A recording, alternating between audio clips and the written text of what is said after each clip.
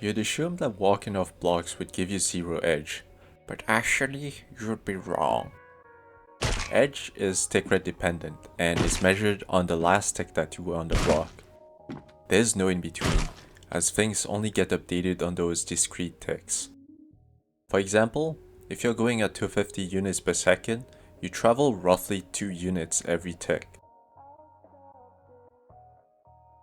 So if on tick 4 you're at 0.5 units from the edge of the block, and on tick 5 you're off that block, the game will register 0.5 as your edge. This makes getting 0 edge impossible in most cases, and can cause you to have almost 2 edge in some others. This is where edge tech comes into play. Knowing this, you can make your last known position and tick on the block as close as possible to the edge by adjusting your start position or distance to the edge, and this brings us to how. Edge tech is mostly used for wall strafes. In practice, you'll need to enable jump stat always by either using !chess always or by going into options to see your edge when you walk off the block. Once this is done, you need to move slightly forward or backward depending on the jump.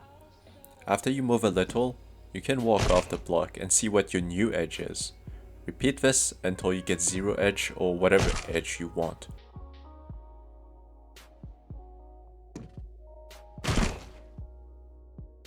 There are a couple of ways to adjust your position to get the best edge.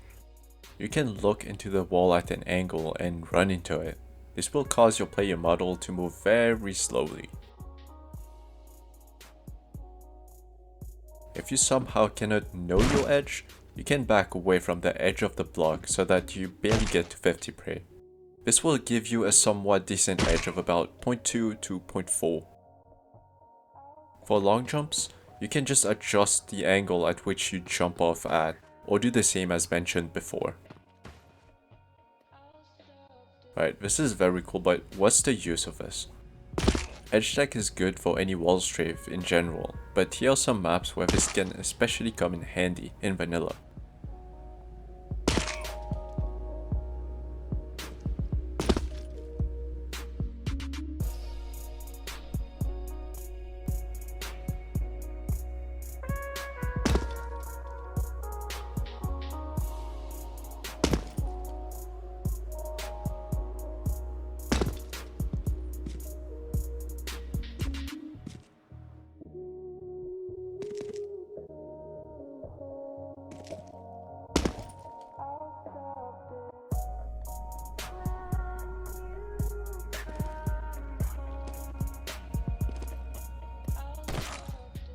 Hopefully this makes your wall strafes better.